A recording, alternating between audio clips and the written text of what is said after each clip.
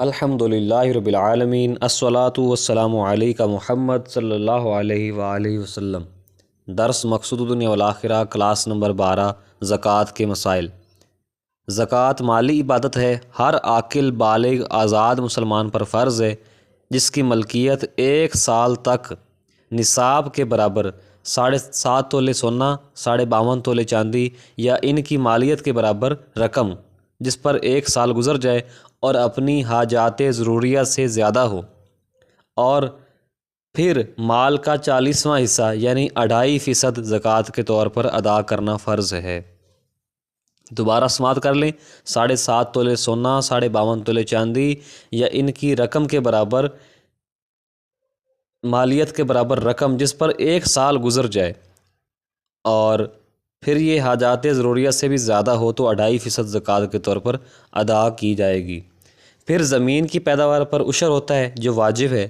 جیسے ہی فصل تیار ہو جائے زکوٰۃ یعنی عشر کی مد میں جائے گی۔ نہری اور کنووں سے سیراب کی جانے والی زمین پر 20واں حصہ اور بارش سے سیراب ہونے والی بارانی زمین پر 10واں حصہ یہ عشر ہے، اور اس میں سال گزرنے کی شرط نہیں۔ اور مویشیوں اور جانوروں کا مالک ہونے کی صورت میں بھی زکوٰۃ فرض ہے۔ بھیڑ بکریاں کم از کم 40، بھینسیں یا گائیں کم از کم 30 اور اونٹ کم از کم 5 ہونے پر یہ بندہ صاحب نصاب ہو جائے گا۔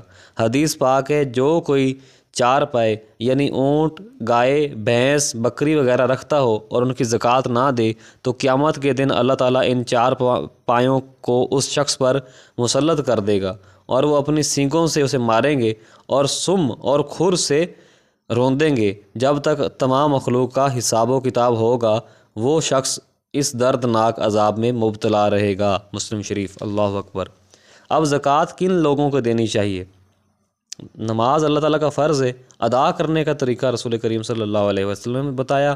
اسی طرح زکوٰۃ بھی اللہ تعالیٰ کا فرض ہے۔ اللہ تعالیٰ نے قرآن مجید میں فرما دیا جو زکوٰۃ کے حقدار ہیں، اس لیے زکوٰۃ دینے والے پر یہ بھی فرض ہے کہ وہ اپنی زکوٰۃ کو حقدار تک پہنچائے۔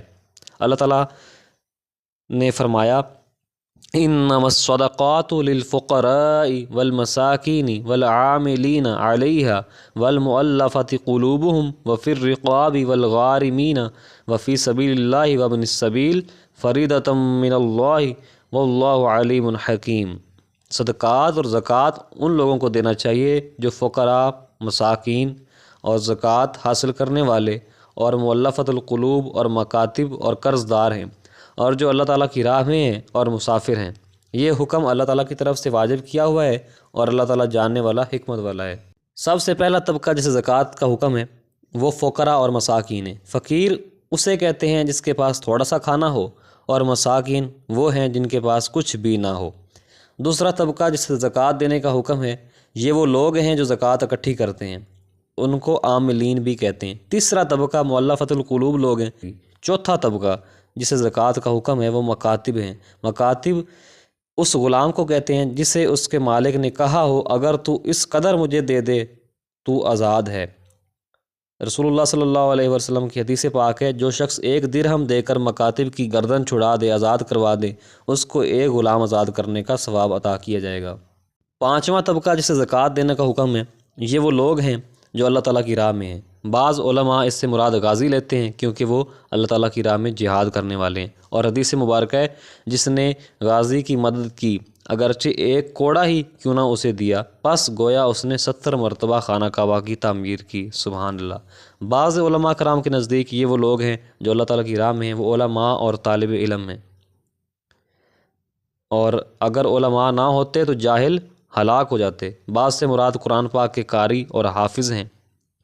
اور پھر چھٹا طبقہ جسے زکوٰۃ دینے کا حکم ہے وہ مسافر ہے، لیکن یہاں سے مسافر سے مراد وہ مسافر ہے جو کم خرچ کی وجہ سے یا خرچ نہ ہونے کی وجہ سے راہ میں پڑا ہوا ہے۔ اب اسے اس قدر رقم چاہیے کہ وہ اپنے وطن واپس پہنچ سکے۔ جاننا چاہیے کہ بنی ہاشم کو جیسے آل حارث و ابی طالب و عباس اور ان کے غلاموں کو زکوٰۃ دینا جائز نہیں۔ حدیث مبارکہ ہے بے شک یہ صدقات لوگوں کا میل کچیل ہے، اور بے شک یہ محمد صلی اللہ علیہ وآلہ وسلم اور آل محمد صلی اللہ علیہ وآلہ وسلم کے لیے حلال نہیں۔ اس کے علاوہ اپنی زوجہ، اپنے غلام، امراء، غنی لوگ اور کفار کو زکوٰۃ دینا بھی جائز نہیں۔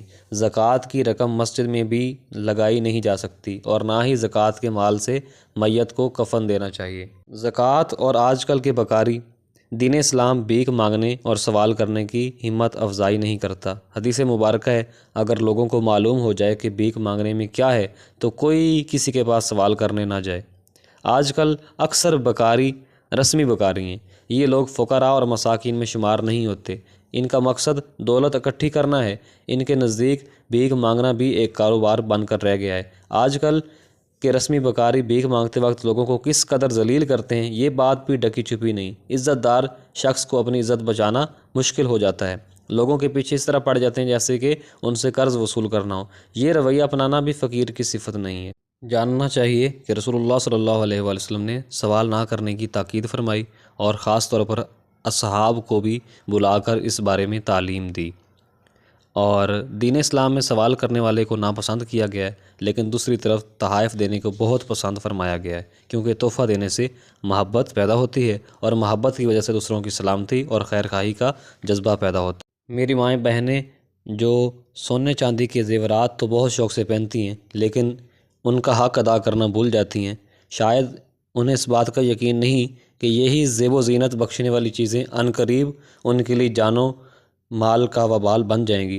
اگر ان کی زکوٰۃ ادا نہیں کی ہوگی تو خوبصورت ہار، فینسی چوڑیاں، زہریلی سانپوں کی صورت میں گلے کا توق۔ زکوٰۃ ہجرت سے پہلے فرض ہوگی تھی، لیکن سن 2 ہجری میں مکمل نصاب کے ساتھ حکم نازل کیا گیا۔ زکوٰۃ کی 7 شرطیں ہیں: آزاد ہونا، عاقل ہونا، بالغ ہونا، مسلمان ہونا اور مقدار نصاب کا مالک ہونا، مکمل مالک ہونا اور مال نصاب پر پورا سال کا گزرنا۔ جن لوگوں پر زکوٰۃ فرض نہیں، ان میں نابالغ، مجنون، مکاتب، مقروض، رہائشی مکان، استعمال کے کپڑے، گھر کا سامان، سواری کے جانور، استعمال کے ہتھیار، علماء کی کتابیں اور پیشہ وروں کے اوزار۔